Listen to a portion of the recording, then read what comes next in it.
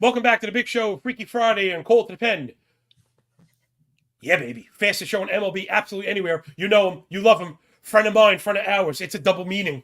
It's Matty Williams at MATTWI77IAMS. That's the easy. Matt, easily. You're the hottest MLB better on the season. Hopefully, we're going to be digging into that brain. What's up, my friend? Hey man, not much. Good morning. Hey, it's been a little bit since I've been maybe watched the opening of the show. When do we get the shiny green opening screen? Yeah. When the shiny green countdown? I love it. Oh yeah. It's not all steak over here. We got some sizzle as well, everybody. Rate, review, and subscribe to the audio-only stuff in the YouTube channel because it matters way more than it should. Press the notifications, press the bells. OPMG, Brian Rose, Brian E, Brian F, BG, MCG, L. What's going on, everybody? Welcome back to 300. I'm going to try and be as quick as I can. We'll try and highlight Matt today. The one thing I did want to mention is, I hope I didn't misframe that when I said like the hottest MLB better, as if like you were walking into these wins. If you're following Matt's work, you should subscribe to the Patreon. Even if you don't tail, because I never really recommend tailing, though, Matt. If people are tailing you, they're making money. It's worth seeing what it's all about. Like, I think the way that you construct tickets, and I think the way that you've been really creative in your approach, like you're always kind of moving and progressing. And I think that is what sticks out the most about your game. Let's show off some of that good stuff. Matt, I should have hit you up before. I use the MLB app if you're looking for the order, just so I don't toss you up, but we'll introduce everything. But just so you know, I use that to do my probables in the morning. I don't know about you. I find it's the most reliable. RotoWire does a good job. Fangraphs does a good job. But I find if it's listed on the MLB app, those are locked in. So that's the order I'd be going in, just so you don't get twisted around. Yeah, they don't guess on the MLB app. Very good, right. Yep. The MLB app will put the Matt, of course, Matt, when you get nuance of context when you roll with us. Yep. MLB app will put TBD, where other sites, I think they feel not pressure, but they don't leave it blank. Like they put in a name, and sometimes it's two names next to the same name next to each other, meaning I like MLB app like Matt says. So I got the Yankees, Garrett Cole and Zach Eflin, those Flatfish of Florida. Yankees slight dogs on the road in Tampa, Matt, probably with good reason. I mean, Cole's been good. Eflin's been really good. The Yankees don't hit righties. The Rays probably have the edge on offense. That's about as quick as I can cap it. So I don't know. I actually went over on this one because the total was listed so low. I was seeing sevens, and we know Cole. Cole just gives up home runs. Neither one of the bullpens has been that good. So it's not like I'm expecting a ton of scoring, but I think if we get this one to 3-3, I'm at least going to push it. What do you like, man? Man, I hate betting on Garrett Cole. I tweeted this out or X'd it out, whatever the fuck. Sorry, I swear. Every time I watch Garrett Cole, he gets lit up, and every time I don't watch him, it's like masterclass. That's the thing. Like I have the game projected at just a shade over 7 runs. I don't trust to bet that at all because you never know when Garrett's going to get his doors blown off. The Rays have been hitting a little bit better lately. I don't trust the Yankees offense in either direction. Like usually they'll let me down, but of course they'll light up Zach Eflin if I bet the under or if I bet the under. So yeah, the over seems okay, but I'm going to stay away from this one personally. Cole versus Eflin should be great. So naturally, like you said, it's probably going to be 10 runs. So yeah, I'm probably staying away from this entirely. I'm probably not going to bet sides. I'm probably not going to bet props because I do not trust either pitcher to come through in this important American League East game, which I don't know, how important it is for the Yankees at this point.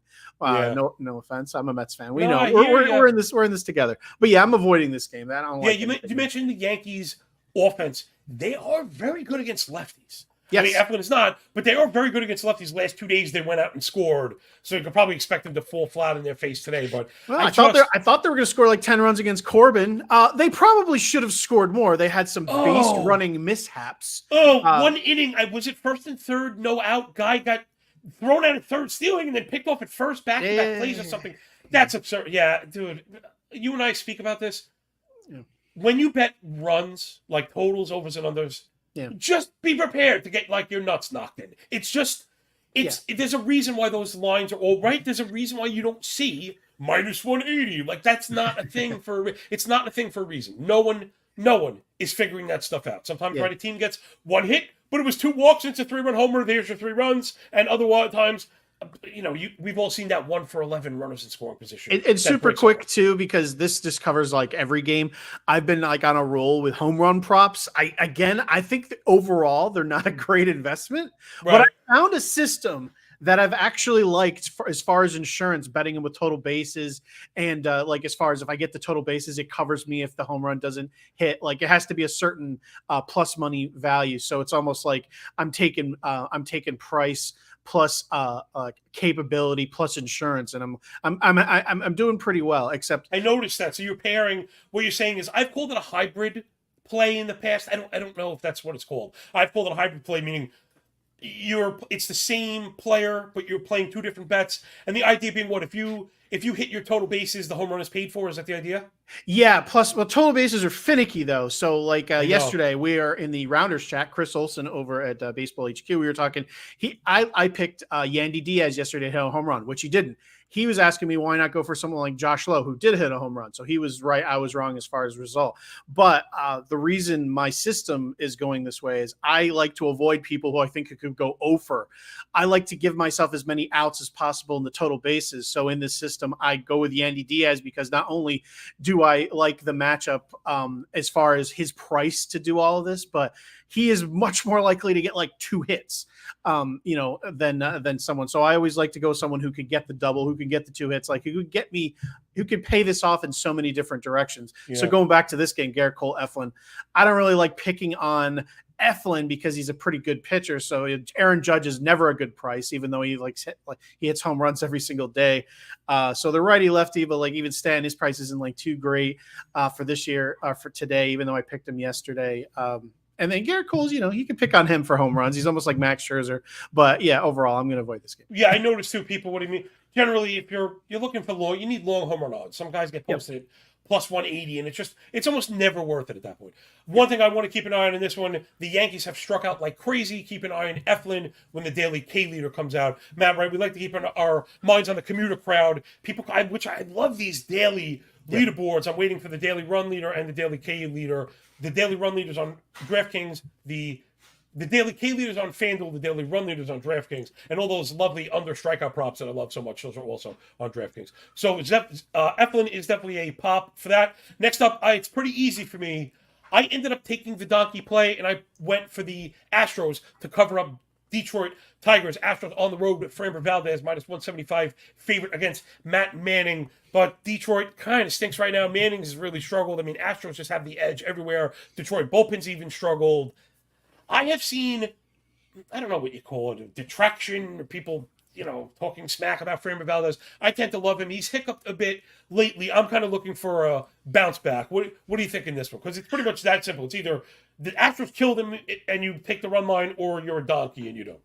I'm a sucker for Framber Valdez. I bet him almost every time he's out. It doesn't even matter who he's going against. I mean, he doesn't.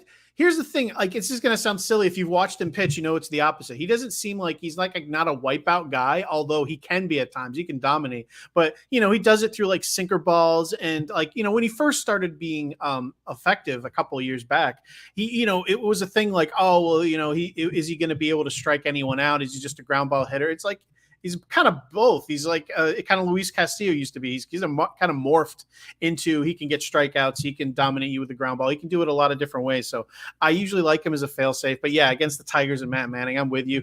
Last night, I jumped on this early run line. I saw it at plus money, I got it too. Plus 100. So I grabbed that like immediately. I didn't even care where the line moved. So yeah, this is looking really good. Astros, Tigers. And as far as I don't know if you talk about it too much, the daily run leader, Houston. You got to be looking at them to be competing for that against the Tigers for sure. Yeah, the favorites, for people that are unaware, these may change because again these new contests kind of come out and we just keep winning them. The favorite I've seen is like the shortest odds is like 10-1.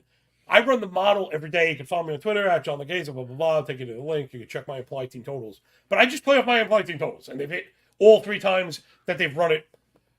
Nick Bogey was in the chat, said, tough day with bets, but he had a 10-leg parlay. But well, not too tough of a day if you had a 10-leg parlay. I wonder if he's talking about mine. I've been so busy with football and family stuff. It's the end of the summer. My kid's getting ready to go back to school.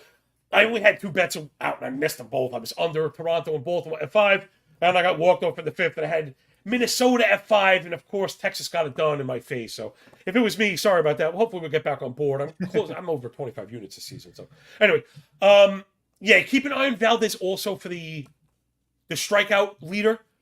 Detroit Tigers last 500 plate appearances, bottom 5 in K rate, bottom 5 in swinging strike, and in zone contact. For me, that's like the trifecta for me right there. They're not just striking out; they're chasing out of the zone, and they're whiffing. They're missing in the zone with swinging strike. So, Detroit Tigers, one of the teams we want to pick on for the leaderboard. Next up, man, this guy was a gas can, but I thought he corrected it. And gosh, I guess I have my foot in my mouth. It's Joanna Dunn for Washington on the road against Braxton Garrett in Miami. I thought Adon was actually pitching well. Maybe I missed like a start. Did he just give up like 10 runs or something? Man, I got caught in real time in this one. Oh, he gave up 6 through 4. Yeah, he had been okay. And I guess I missed the last 2 starts. He only went 3 against Oakland, gave up 2. He went 4 against Philly, gave up 6. So I guess maybe things are coming back to normal for Joanna Dunn. He was really rough last year. I tend to really like Braxton Garrett. He's kind of corrected course. I use 40 days, Matt, so the Sierra sub 4, last 40 days. We know Garrett's got some really good swing and miss stuff. Miami offense is like, I don't know, they've been struggling lately. I tend to like them more than the numbers. And maybe Washington's the opposite. Right now, the numbers are probably more than I like them. I think I'm fading this one because it's going to really cost you to get with Garrett. The move might be to try and take advantage of the bad Washington bullpen and go with another run line. You like anything? I do. I like Marlins like as a massive favorite here. I have the run line. I handicap that at near like -1.25, like minus 125. So I hate bullpens. You know me. I'm not going to do it. I am doing the run. I am doing the F5 run line because I don't care how the bullpens are performing. I'm just going to stick with the Marlins here because I think we have a clear. I don't know what's going to happen with the bullpens, but I know I have a clear advantage on the mound. I do like Garrett, especially in the spot at home versus the Nationals. Ironically, I have them. I know you have them projected a lot lower than I do. I only have 4 teams projected to go over 5 runs today, and the Marlins are one of them. So I really like the Marlins in this spot. I think they do a lot of damage early. So yeah, I will. I paid -120 for the half run for the first 5, so I'm giving up a half run. But yeah, I really like the Marlins here to smash the Nationals. I have them as actually like the biggest favorite of the entire day. In this spot, I project them to be the biggest favorite of the day. I don't know why, but yeah, I just Joe Adon, no thank you. Yeah, listen, Adon definitely gonna get crushed. What I was seeing, again, because I like to speak for the algo, the Miami offense they've been pretty rough. Last 500 PAs, 225 batting average, 675 OPS, 44% ground ball, 83 WRC plus. Although pound for pound, again, I tend to like the Marlins more than the numbers do. Very weird. I was kind of hoping. I know you're a Mets fan, not to be like that, but the Mets are out. When the Marlins added at the break, I was like, yes, this is going to be cool. This is going to be exciting. They're going to be fun to kind of root for.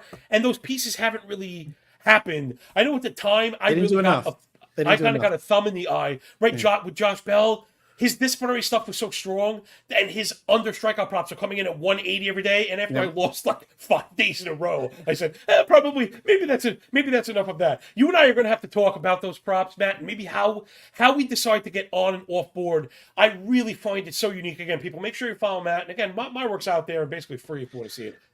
I'm fascinated by those under strikeout props because again, Matt, you and I work independently. I find we have a lot of overlap in our kind of, what do you call them, market plays, whatever, generic plays, and even like offensive props.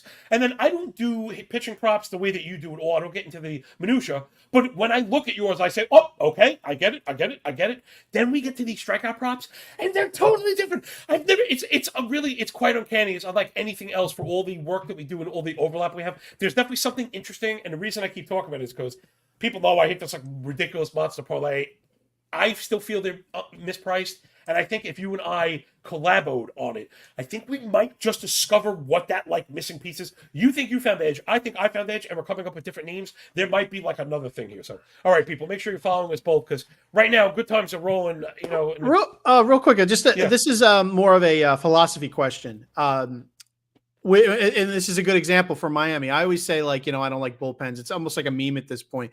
But when it comes to an offense you don't fully trust, even though you think they have a huge advantage, it comes down to whether or not they can, especially when they're big favorites. So everyone's following me. I'm talking about, if you're talking about a team that is a big favorite where you're not entirely trusting the offense, and that is the Marlins here. So I have them as a massive favorite, the biggest one of the day, except we were talking that their offense has been struggling at times.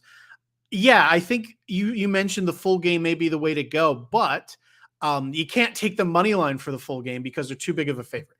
Right. I don't want to give up 1.5 runs, which is actually so I joked about the bullpens, but that's actually kind of what steered me to the F5, which again, you can't take the money line because it's too much juice to give up.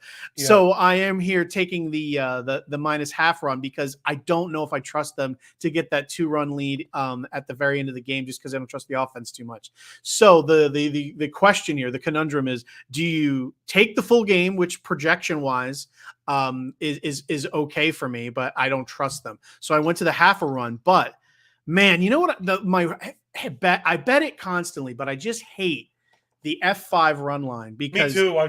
You're getting a tie. You're under the gun, dude. You're under the gun. Yeah, you're going to lose the push by giving it up. And it's something I've been considering a lot lately. We're coming down to the end of the season. I've obviously done well this year, but this is one of those games where I don't know if I should just be more disciplined and let it go. So I can let everyone know I'm betting the F5 run line. That's what I'm doing.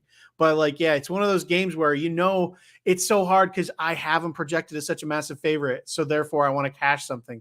But it's almost like they're so big of a favorite, there's nothing to bet because I hate both run lines aren't necessarily too attractive and the money lines are like impossible to bet. So just in general, I'm just talking this out for everyone to kind of listen to what I'm thinking when I go over this game, where even though it's a massive favorite, there may not be a perfect system here. But again, I do have them projected for 5 runs. So I am taking the F5, but this is not just for this game. This is for all games. The F5 run line is a tricky bet, man. Yeah, Matt, I appreciate that. I was saying during the week that when I have people on, I wanted to get more of that because we got to get a lot of process questions. I know my own people want to hear the other ones. Insight in the chat showing off why it's the sharpest room on the web right now. Miami 6-0 versus the Nats this year.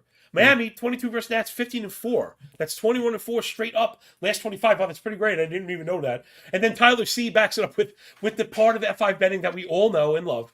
You tie, you lose the run line, and then your team scores in the 6th. I brought this up actually in the Rounders chat, the greatest chat in the world. If you're not a part of it, it's too bad, so sad. I said the F5 run line, the best thing you can do is pair it with the over 6th inning run because you can bet individual innings. Dude, I guess you could find. Wow, that's the Yurfie on the 6th.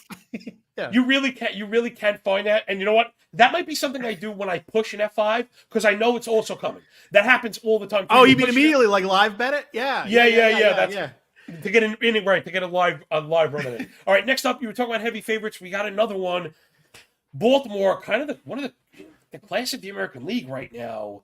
That ballpark shift has really helped a lot of their pitchers go from right-handed Jags to Jag pluses, I guess. And Cole Irvin, the lefty, has even been really good there. I mean, everyone seems to pitch really well in that building. He struggled with ERA, but the indicators are not bad. Irvin has probably been better than a lot of us expected. A lot of just the guy numbers, but they're going up against Kyle Freeland and the Rockies. The Rockies have just kind of waved the white flag. This one's over for them. I was wondering, this is the thing I was asking you, because the K leader is on everyone's mind. They're on Friday. We've done very well. I have been finding that we've been doing better with the long shots. Rather than looking for this pitcher has sick whip and all this ability. That's, just attack the bad teams that strike out against everybody, right? Those are the teams when you notice, wait, Miles Mikolas struck out 12 guys? Oh, it's the Twins. Oh, it's the Rockies. Oh, it's not the Mariners right now, but it was the Mariners for a little bit. It's also the Angels. I have teams that I know to kind of go after. Again, Colorado's one of them. I feel like such a donkey. I have another run line here. I have this one just modeled Baltimore like the needle is breaking. So I got the run line again because it was plus money. Baltimore over Colorado and Freeland. I don't know. Just make fun of me. No, I said I have 4 teams projected over 5 runs. The Astros weren't one of them. Miami was. Baltimore is another. I have them at over 5. In my current ticket, I don't have them on it. But again, I haven't looked this morning yet. This is something that I modeled last night. But the one thing I did do is the Cole Irvin over 4.5 strikeouts. He has not hit it in 7 of his last 10. But you can, not hit it. yeah, I mean, you can basically, the books have this at basically even. It's basically the same both ways. It's like -110, -115 both ways. Wherever you're looking, it's basically the same both ways. But yeah, I love the over 4.5 here. Like you said, it's the Rockies. Baltimore's at home. He'll pitch a little better there. So yeah, I absolutely love Irvin is the spot here. But yeah, I'll probably be taking a second look and putting something on Baltimore because yeah, I have them absolutely smashing here. So, but the reason I probably backed away is that like I don't totally trust Cole Irvin, but him being at home and it is the Rockies, I'll probably end up riding there. But the one thing I absolutely love is the Cole Irvin 4.5 strikeouts. Like you said, Jay, let's get the strikeouts. Let's say that. Yeah, I mean, if you're thinking about a guy for the K leader, for 4.5 strikeouts is almost a must. You can get it right now. I think -110 on MGM, I think is the best bet I've seen. So I think that Matt, check this one out. This is something that Jay and I were speaking about because again, I don't, I hate when people copy work, but there is such a thing as citing work. And a friend of mine, Joe, works with Beat the Book, one of those giant gambling discords. He's like an ex-Madden champion. Dude's mad cool. I've spoke to him a bunch of times offline. He is really cool. They're really sharp. They do a lot of cool work. But they're they do parlay stuff. And I get it. Like, it's funny. Like, people are, you can't do that. You do whatever you want. People, you know what I'm saying? Like, they tend to take really sharp angles at, like, what is not really plus EV stuff, right? Like, no one should be out there saying pairing plus 40 to 1 odds is like a plus EV venture. It's not. However, one of the things I've noticed, and I can't help but wonder if they're watching us or using some of my stuff, when we talk about the K leaders, and I mention these long shots, yes, it's fun to play Graham Ashcraft at 130 to 1. He almost came down with it with 10 Ks. Yeah. However, had you went and looked at the alt props, because this is the thing that they've been doing is ladders? And Cole Irvin, yeah, okay, so they're doing like low expectation ladders, if that makes sense, right? So yeah. Pairing ladders for the low K guys. So kind of what you're saying so Irvin is at 4.5. You love the strikeout prop. I mean, yes, maybe if he's posted at 120 to 1, we'll bet him for the K leader. Is he really going to get 11? No. But if he gets 8, that's a full ladder hit. You know, and like the people have been doing that, and I've been trying to keep that on the 4. Cole Irvin, that's why I got so excited, because he really checks that box. Like, he has enough strikeout stuff to get it. They strike out a ton, and the expectations are super low. So again, you might get Irvin for 8, right? Yeah, I mean, if he's a 4.5, and you even only take it to 6 and 7, his number, those odds have got to be good. Strikeouts. Yeah, perfect, Matt. Perfectly put. That's exactly what I'm talking about. So I've been trying to keep that in mind. Guys that we're playing for this thing, again, we're not throwing darts. We're building up pretty good matrix, but also being realistic. Like, betting on Miles Michaelis, what an idiot I am. But anyway, those attacking the hitters, I think there is something to be said there. I think when the season started, I was a little too focused on, like, I was looking for a pitcher that must have 27% whiffs and must have this.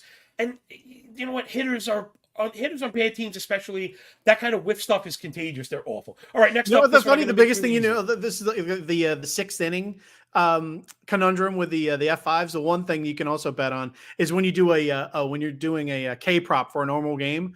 Like, let's say you just take someone, guaranteed the pitcher on the your pitcher through 5 innings will have 3 strikeouts, but the pitcher on the other team projected for 2 will have like 7 or 9 strikeouts through 5. Isn't that like freaking always the way it freaking happens? I know, man. Yeah. Strikeout props, on the pitcher side, I generally stay away from. Matt, I'm gonna make this one as easy as it can be because I think it is.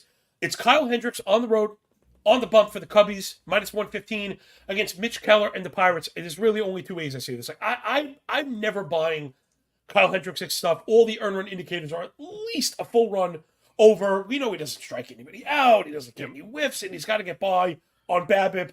As of late, some of the indicators are starting to creep up near that 4.5, 5. So I guess, one, am I out of pocket never believing in Hendricks? Like, maybe he is meant to outperform. Are you going to buy the Keller bounce back? He's been really up and down. Again, the ERA through the roof last 40, but the indicator's not that bad. Or is this one as simple as just go the over? Because they both kind of stink, and maybe the market doesn't get it yet. You know what this is? This is a poor man's Eflin versus Cole. I'm not betting this game because I don't trust anything. Kyle Hendricks could come out of the woodwork and completely shut down the Pirates. Yes. We see Mitch Keller look like the old Mitch Keller recently. Yes. And he could totally dominate the Cubs.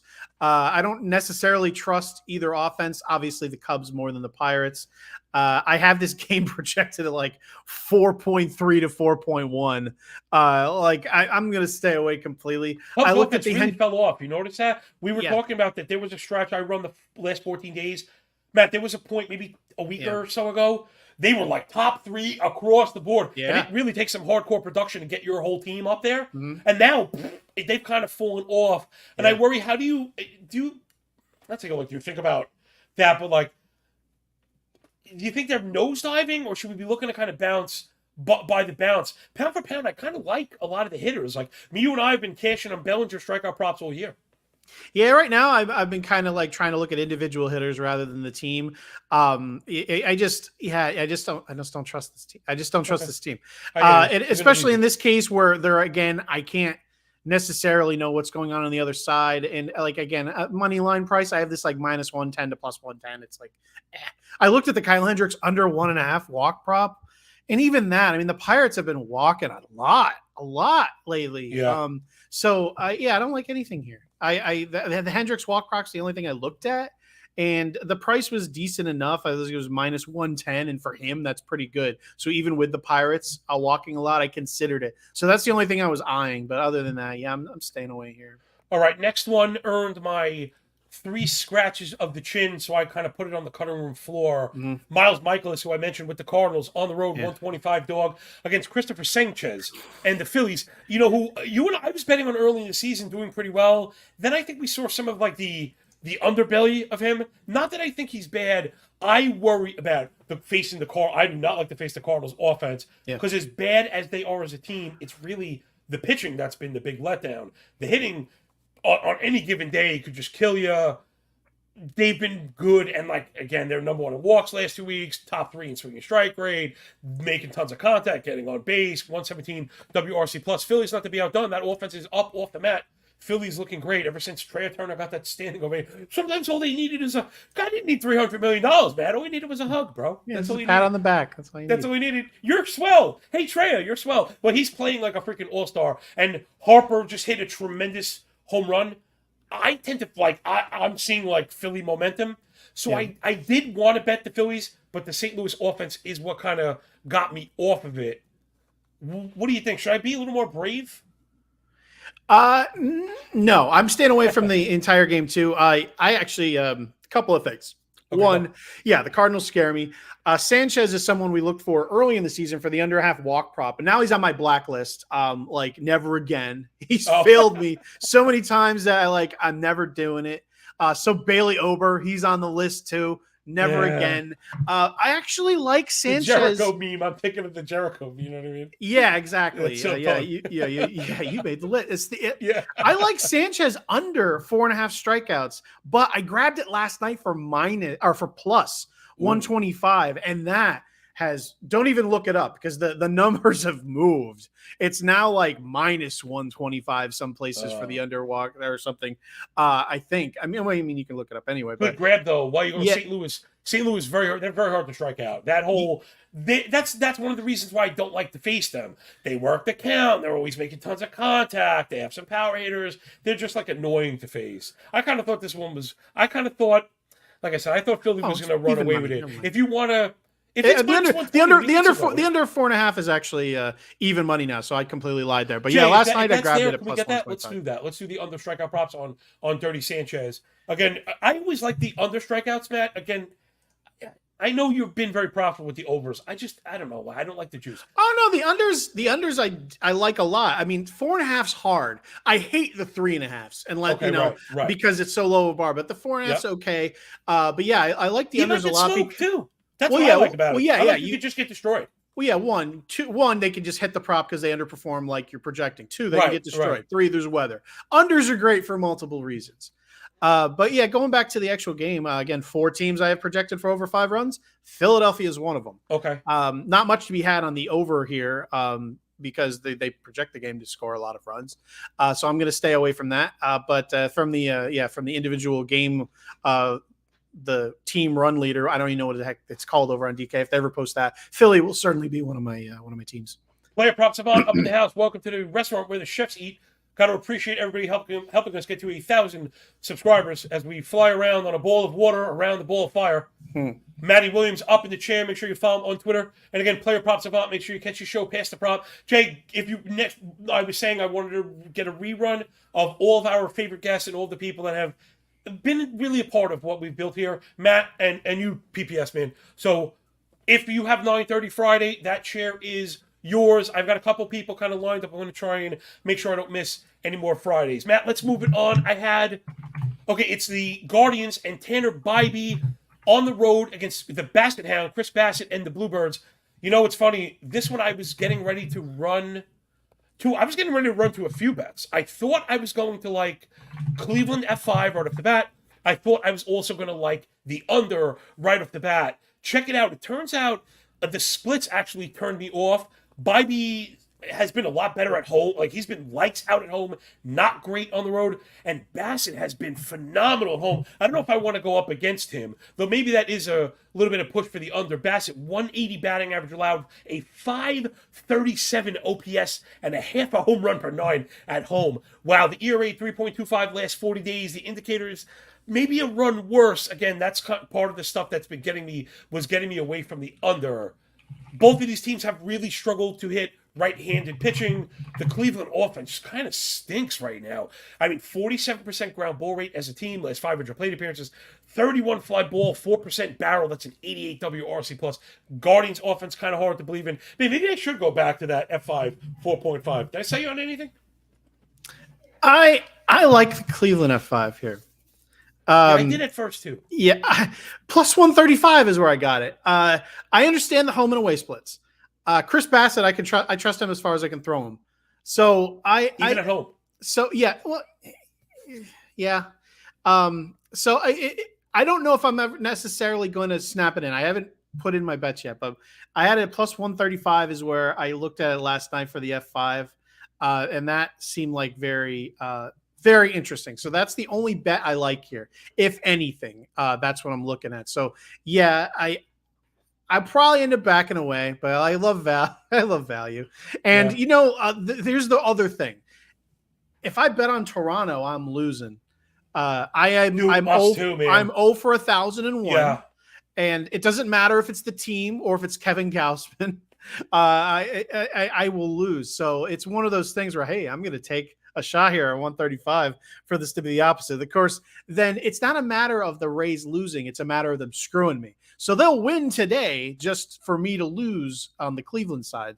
So yeah, I like that on the I do have value on Cleveland for the FI at the current line, but to be honest, I'll probably back away. I'm making faces because all year long. Yeah. In fact, those awesome Bassett numbers I spit at home, we've been behind those, and we've still lost. We have still lost because we've had F5 run lines. Like you said, the Jays don't score. We either lose 0-0, we lose 1-0, or we've had the F5 money line, and again, we push it 1-1, or lose 2-1, or lose 1-0. It's been infinitely frustrating back in the Jays. Man, I absolutely hear it. I know what they're talking about, those Jays fans. Check it out. Last 500 plate appearances, the Jays just won't hit righties. 294 WOBA versus righties last 30, a 223 team batting average, 661 OPS. I mean, like, objectively worse than Cleveland. It's just, it's insane. So, J Bird dropping a little dime from behind the curtains there says of 200 pitchers, Gausman has the worst run support in MLB. Yeah, I absolutely believe that. I don't know.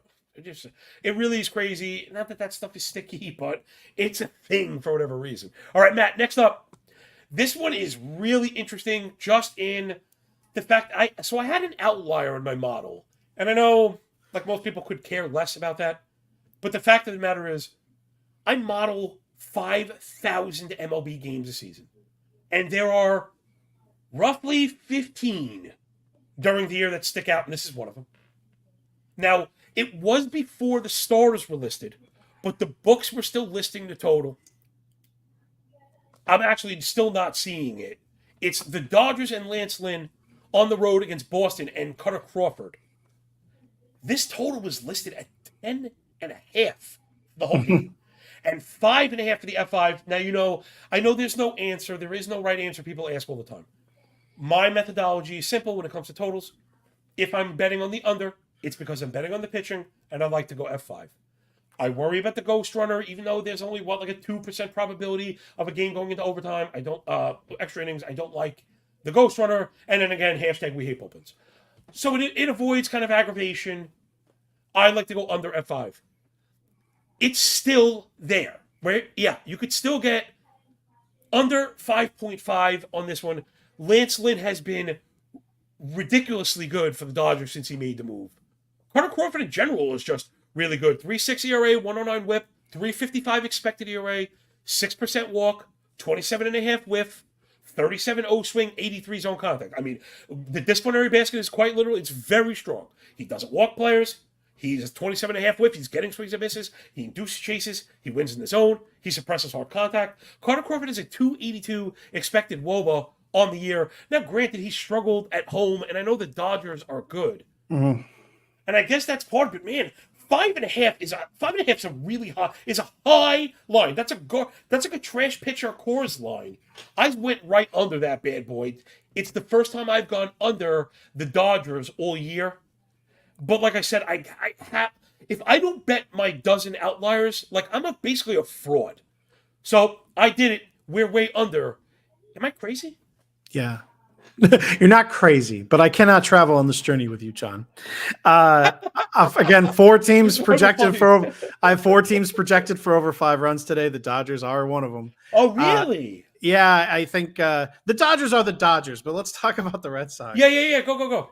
They can kill lefties. I know Lance Lynn's been good, but I don't trust that. I mean, only a couple mistakes here and there can really.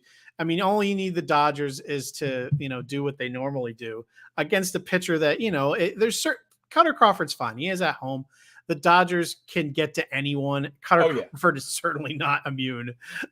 So that's one scary thing. But the Red Sox, I mean, they recently destroyed the Astros. I mean, they, I don't know. I think that I'm wary. I get where you're coming from. I have the game projected at a shade under 10. So I actually have it projected for the full game under, but I'm not betting it. 5.5, like you said, it's a big line. Usually if I see that in an F5, it's almost an auto under regardless of, unless you're like in Coors, it's usually like almost an auto or Cincinnati, but like, it's usually like an auto under for me. But in this particular case, I'm going to stay away because I think the Dodgers have the ability to hit the over by themselves. The Red Sox can get to lefties. So I just don't, I'm staying away from this one. I get where your head's at. But if I'm in my head and if I have to make this face and think about it, that's a red flag. So my own brain is backing me away. I think you've got something crossed. There's no lefties in this game.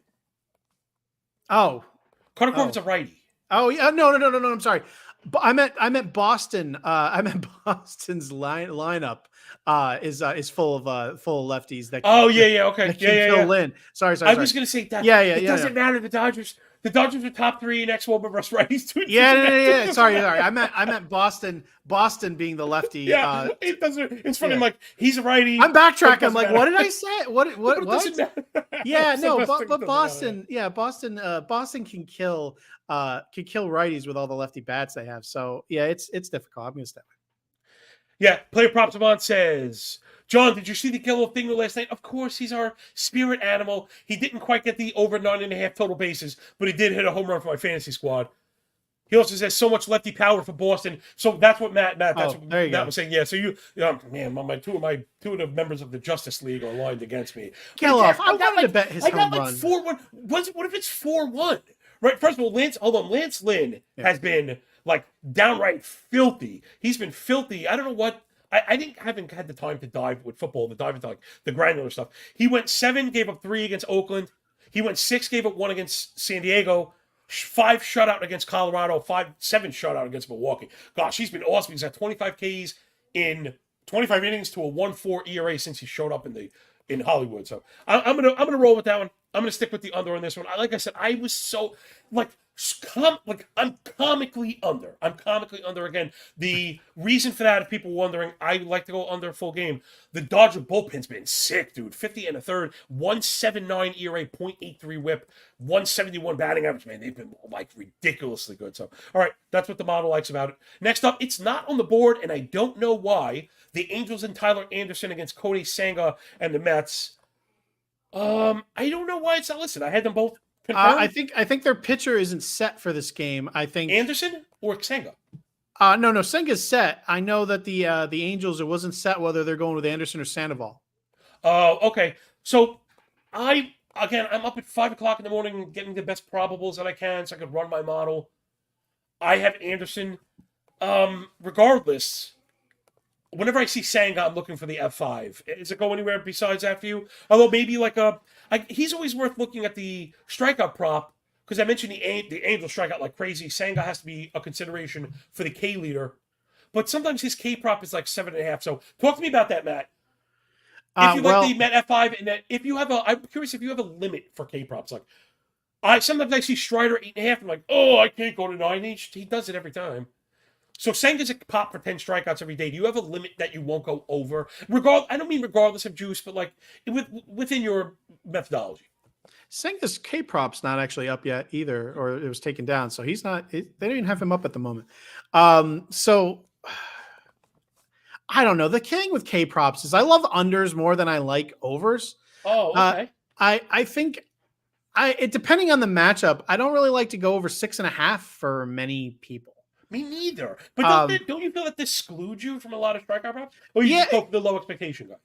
No, yeah, the low bar guys I think was where the most value, but okay. high bar props, they require stuff to happen, and they're juiced. Yeah. So it's we were talking about. I like the unders because you got weather, you got getting blown up, you got just hitting the prop. There's many avenues for the over. You need everything to go great. Everything must go great. Winning the bet. Like that's like the last thing. Or you might win the bet, like fairly. Yeah, it's like it overs suck, man. Yeah, you know what, dude? You get it. You get it. And again, I would be more into them if I felt the pricing reflected, the probability. Whereas to bring up those under strikeout props again, I cannot reasonably get my math to their numbers. And that's why I keep playing them. Because I continually feel like I find value. But, you're going to be a victim to bad calls and, chasing. And so it happens, right? Any kind of bet is that. So I'm going to keep an eye on this when it comes out. So I like Mets F5 blind. Obviously, if it's too juiced up, then no. The Mets money line pricing is normally pretty fair because I haven't played well. So maybe I didn't actually say that. You did. What's that? The F5 for the Mets. I didn't actually say anything about it. You did. You just assumed. Do you not like it? Yeah, I assumed you. I do like it, but I didn't say anything. I forgot. I actually didn't realize that. You're just like, go with Mets F5. I'm like, I didn't even talk about that. Well, it's the only time I want to bet on the Mets. Kodai F5 is like my jam, man. Them every time. Yeah, I like it. I mean, I think it'll end up being Sandoval, but it doesn't necessarily matter. I like Senga in the F5 anyway. Right. All right. I just went over. I checked the daily K leader, not up yet. Next up, this is one of my implied run leaders for the day. I don't know. I don't know why I didn't end up with the run line here. It isn't positive money, Jay. We could probably take it. It's Zach Neal is pitching for Oakland, going up against Dylan Cease and the White Sox. Cease it's been a bit up and down, but I mean he's clearly the superior pitcher. Yep. The Oakland offense is, objectively pretty terrible. Neal is not very good. Not that I really believe in the White Sox either. But I think now their bullpen's been terrible also. So I don't know. I think that I'm looking at the bullpen stats on both sides. That's why I didn't end up playing anything here. But yeah, you got to think Cease, White Sox win, even K stuff, I guess. I don't know. You like anything?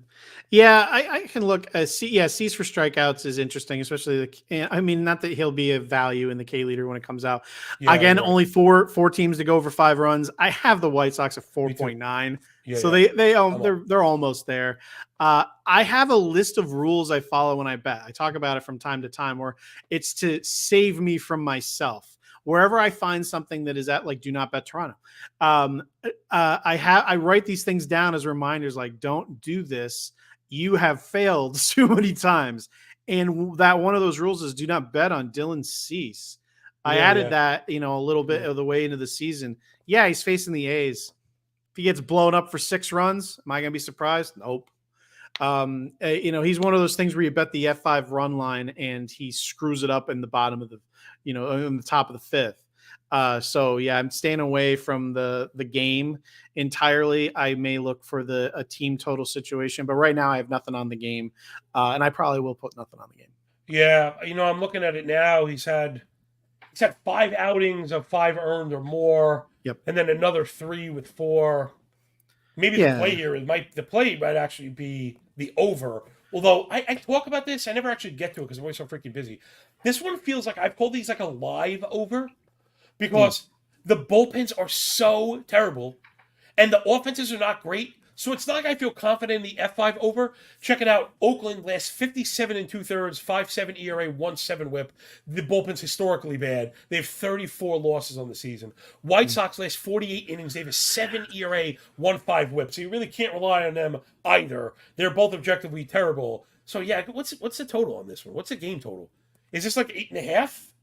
Because no one is expecting Oakland or the White Sox to score. Yeah. If it's 8.5, I go, you know what? I'd rather take that than the run line. I think I feel better about going over 8.5 if I see those bullpen stats. That's another reason for pitching. I hate pitching on the volatile pitchers. We were talking about over sucking. This is kind of like that by proxy where, Dylan Cease, like you're like, oh man, he can give up like 4 or 5 runs. And then you're like, oh, well, they're going to destroy the Athletics anyway.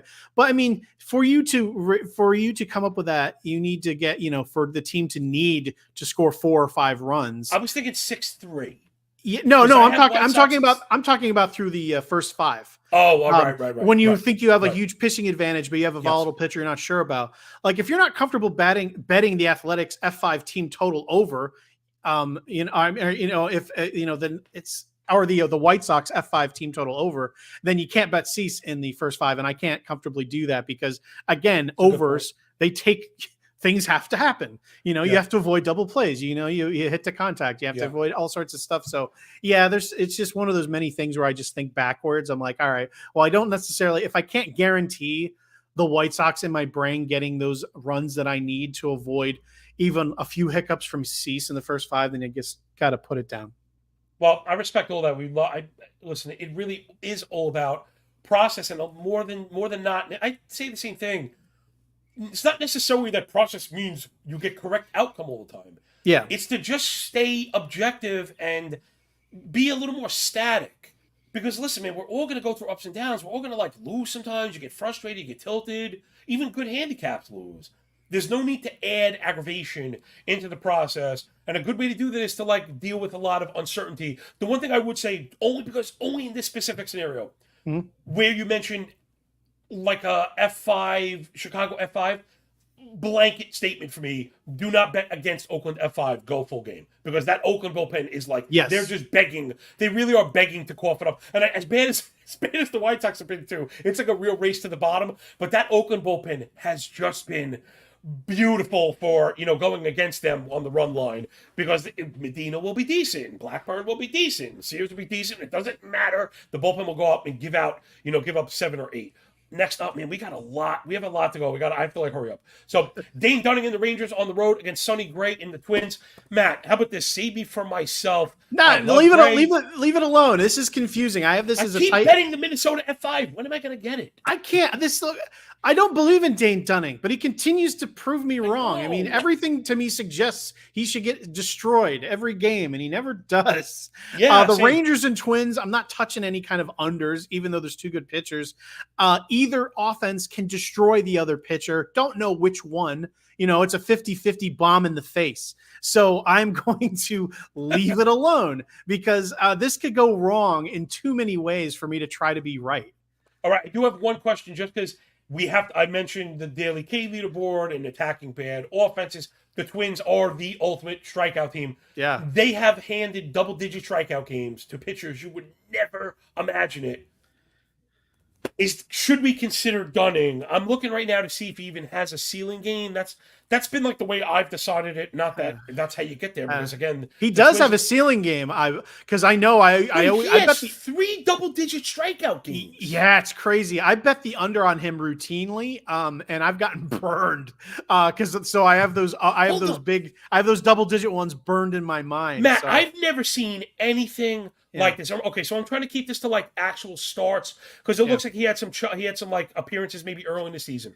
Yeah. He has, I don't know if I've ever seen that. He has got to be 8 starts with 3 strikeouts or less. Yep. Another 7 where he has 4, and 3 games of double digits. This is why I look. Yeah. They're against, right? It's against the Giants, the White Sox, and the Tigers, the big strikeout teams. So yeah, it's weird. It's almost like he adjusts the way he pitches. So maybe I need to. Maybe I need to think about that and consider Dunning. I wonder. Now, this is a very interesting thought exercise for the sharper people that follow this stuff.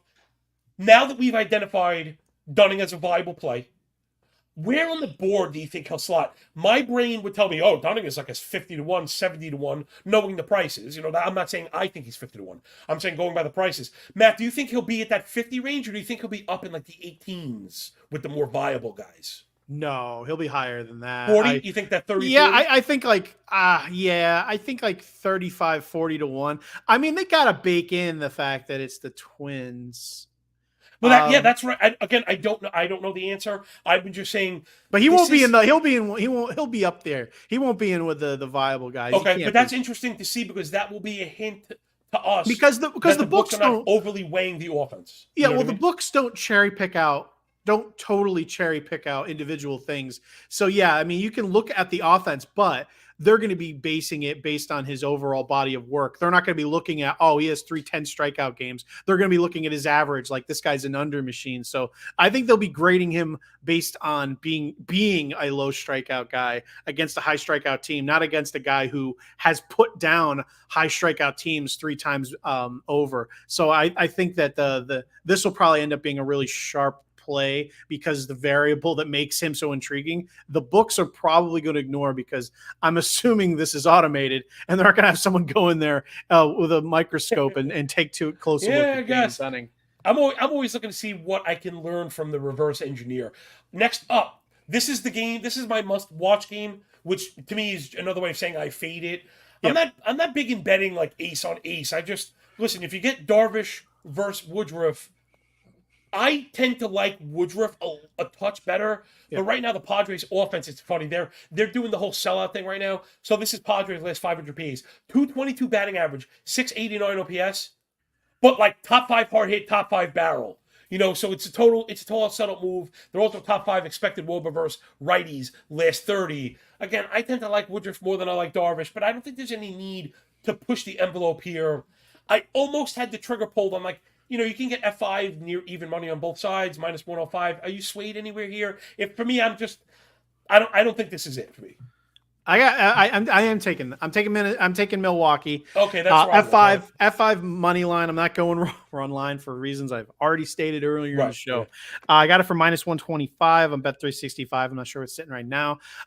You said ace versus ace, and that's not what this is. Brandon Woodruff's an ace, and Darvish is not. This year. I mean, I'm looking at some of his recent games, giving up 7 to Pittsburgh, back-to-back starts recently, giving up 4 runs against Arizona and Baltimore. No shame, obviously, in giving up runs to Baltimore, but he can still strike guys out nowhere near the amount that he has in the past. He is not an ace. He is a solid SP2, SP3 at times, SP4 at times. So, yeah, he's not an ace. So regardless of the offenses here, I think Woodruff has a significant edge over Darvish head-to-head. So, I'll take him for minus 125 is pretty good for just a straight-up run line and what I consider to be a pretty decent advantage on the mound. So, I'll ride with Woodruff, who, man, he is so good. He continues to be one of those underrated pitchers of baseball. Yeah, I'm looking at the game. What a wild ride for Darvish. Maybe I should have waited. Maybe I should have made the ace claim on August 9th, where he had just gone 6-0 versus Texas, 7-2 versus the Dodgers, 6-0 versus Seattle, and then like the bottom fell out the last 2. So I think I'm expecting a return to the mean here. He can. He can pitch well. It's I have Milwaukee. I was super close to pulling the trigger. I've been worried about the San Diego offense, but even then, I kind of called it out. It's power stuff, but it's not like they've been great. So, no, I'm with you. Next up, I'm really curious about your take on this one. I'm leaving it alone because I have to be careful. One of the rakes I step on, Matt, is pitchers that I really like. I'll tend to bet on a lot, which again has brought me great success. But Hunter Green is a guy, and right now it might not be the time. So I know myself, I never bet on a pitcher the first time back. If you bet against him, you got rewarded mightily. A lot of times that first start's a throwaway for a reason. We see players correct. I love Hunter Green, especially on the road. I love me some Hunter Green, but he just got smoked. He's going up against Brandon Pfaadt, who that's another career arc that I love.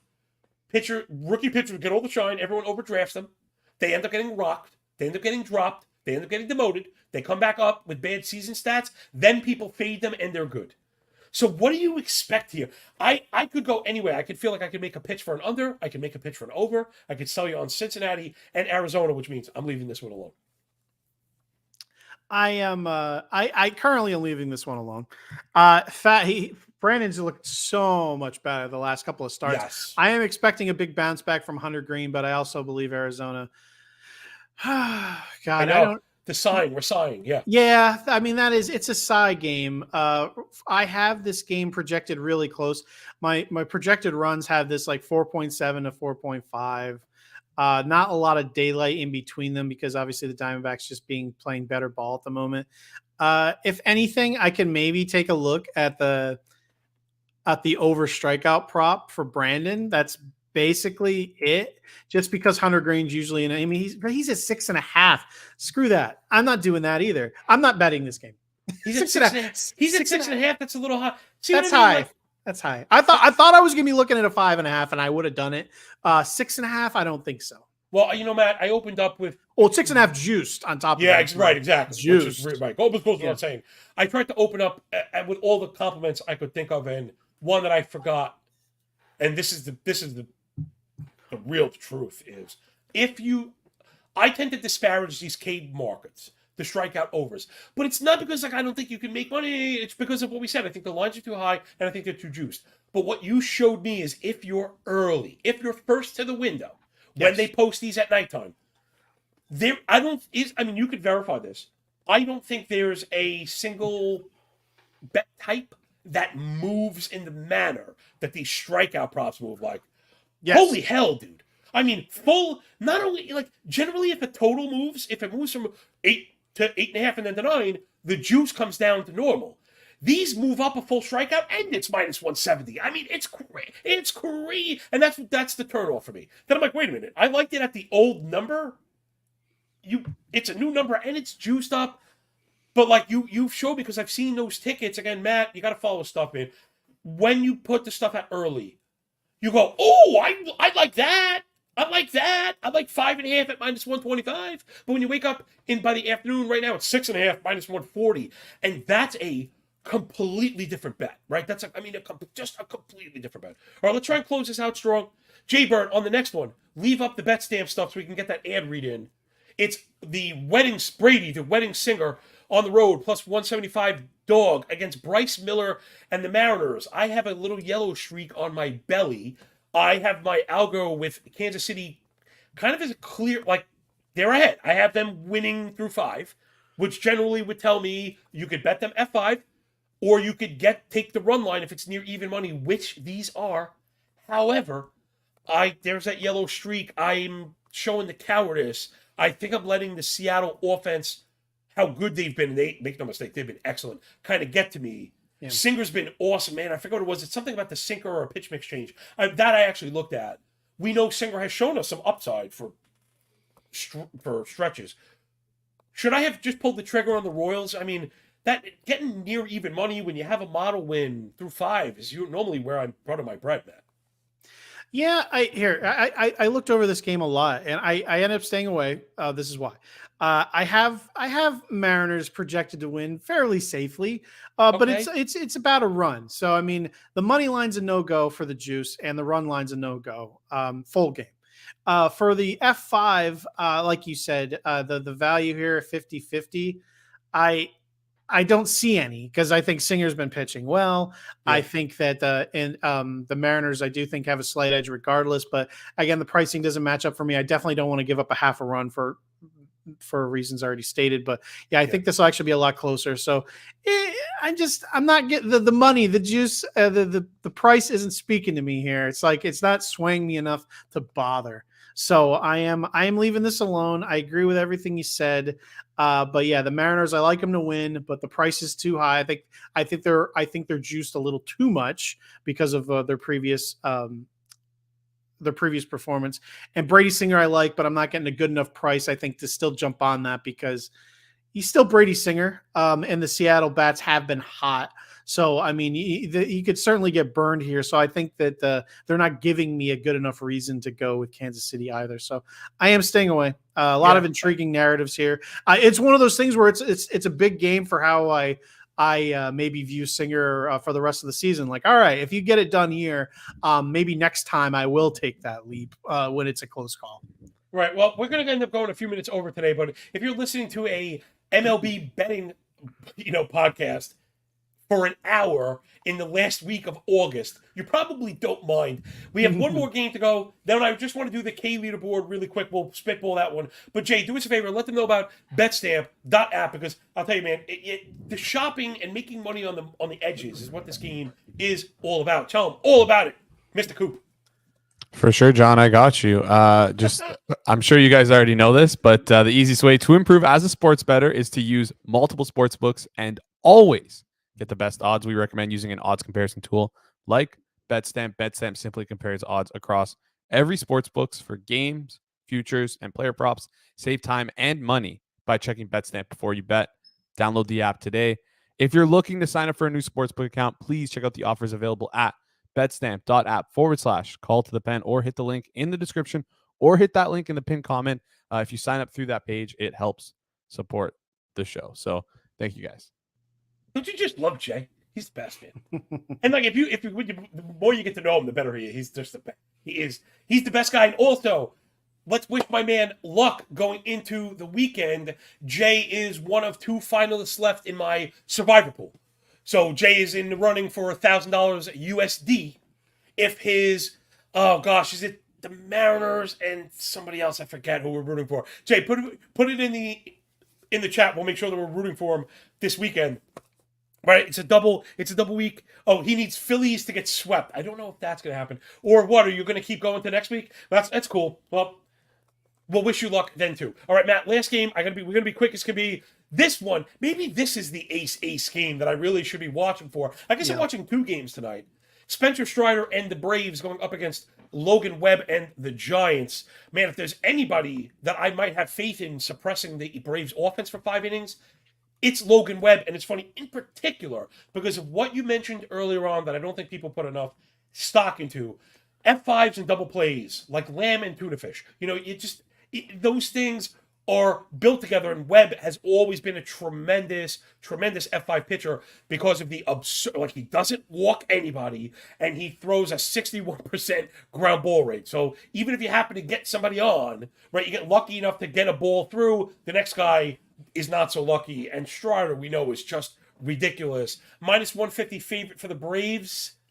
I mean, that's actually cheap. There are people that are going to be out there today going, ooh, I can get Spencer Strider at -150. I'm going to go for that. I don't know if I'm buying it. The Giants offense, they stink. I get it. The bullpen has not been good, though, on the season. They are pound for pound pretty good. I think I'm going to just leave this one alone. The Strider strikeout stuff is too high. I just get turned off to these. Yeah, I don't know what to make of Webb. You don't like it?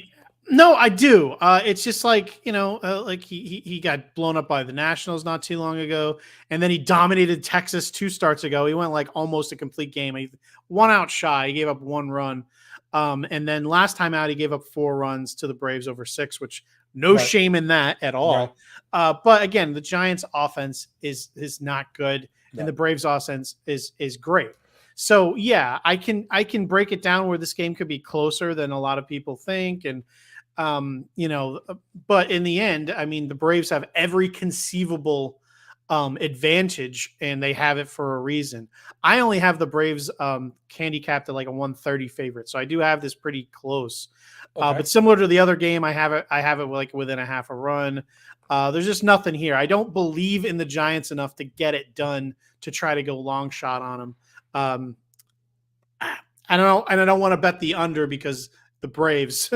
I don't care who's on the mound. I am never bet the under when the Braves are available. Yeah, because, that I'm on with you. My Yeah. model is kind of showing its ass a little bit because it has Braves run line just almost every day. I mean, it's hard not to. The Braves bullpen last 40 innings, 2.25 ERA, 113 WHIP, 29% K, less than a home run per nine. Like I said, the Giants bullpen has a 5 ERA last 63 innings. Their offense, they're bottom 3 in expected WOBA versus righties last 30, also bottom 3 in WOBA last 30 versus righties, bottom 8 in K rate, bottom 8 in walk rate, bottom 5 in ground ball double plays. I mean, the Giants suck, man. So as much as I like Webb, the model has this as, it's a run line cover, but it's not the usual run line cover. Braves 7, other team 2. This is like 4-1, 3-1. Kind of like you said, where I think Webb will be respectable. I just don't think the Giants get to Strider. He could go 7, hand it off to the bullpen. That shuts the Giants down big time. So, I don't know. I may make the Braves money line part of like a parlay piece for me. Like that might be something I have a little bit of faith in. All right, Matt, let's switch it on over before we get out of here really quick to the K leaderboard. I don't think she's up yet, but we could still give people, I like to go, maybe I'll get 2 or 3 names, you'll get 2 or 3 names, and let's see if we can come up with something lovely. I'd like to start with the teams, like I said, the teams that have been striking out, because that's where I've been finding my success.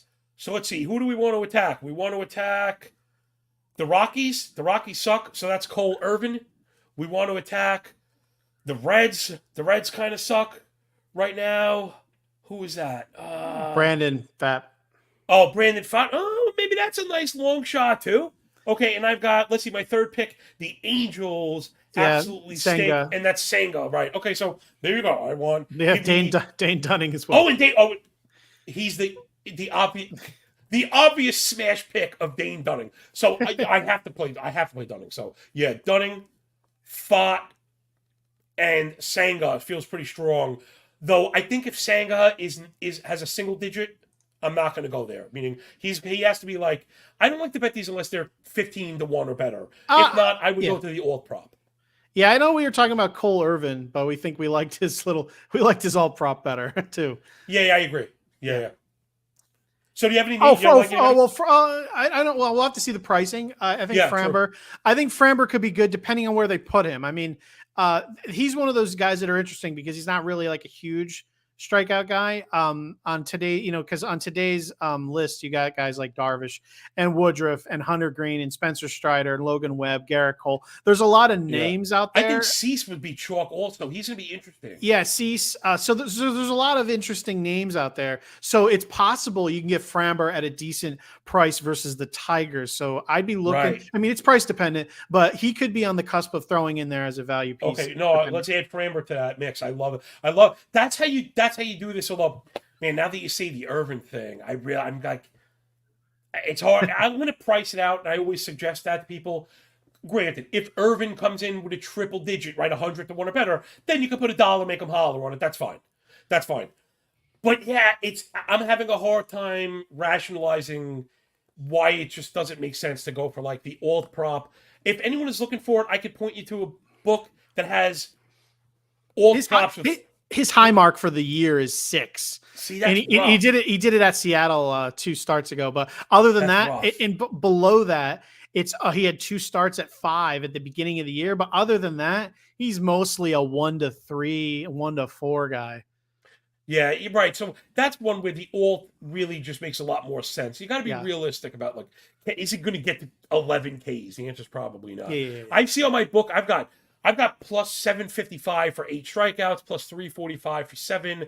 So, man, maybe this kind of moved a little bit as we were yammering. But all right, we'll see. We got a nice bin together, Jay. We'll put those together. You follow me on Twitter at John Laghezza. Follow the show on Twitter at Call to the Pen HQ. Please rate, review, and subscribe. Thank you for getting us to 1,000 subs. Make sure you follow Matt on Twitter. That will streamline you to all of his work at the Game Day, which is excellent. The Daily Article, which we love. then the Patreon page, which is just a freaking ATM machine. And Matt has one of our good friends of the show, Matt Frank A. They've been talking about a betting podcast. So make sure you're following them and look for the work that they have on the horizon. Matt, thank you so much. I want to close out that I miss anything. No, that's it. GameDay.com. Go over and check it out. A lot of cool Listen, stuff. really, I know what? A lot of times I judge the tree by the quality of its fruit. And I really have to say, I really like a lot of the guys at Rotoballer. You know, a lot of I've become close friends with a lot, you and Frankie and Dan. I definitely do not work at Rotoballer. Oh, I'm sorry. I'm talking about Game Day. There's so much crossover. You have the memory of a young squirrel. Yeah, I know. Dude, I did that yesterday. Squirrel! I did the squirrel yesterday, and then I went into, I don't know if you're a Simpsons guy. Well, look, that dog has a puffy tail. And again, so there goes me botching it. Well, if you listen to it, well, how about this? If you're still here 70 minutes in, they forgive me anyway. So thank you for picking up what we're putting down. Enjoy the weekend. That could have gone on a worser note. Remember, when you work this hard, it feels a lot less like luck. We'll see you Monday, 9:30 a.m. from JJ and Matt. We love you very much. Enjoy the weekend, yo. Peace.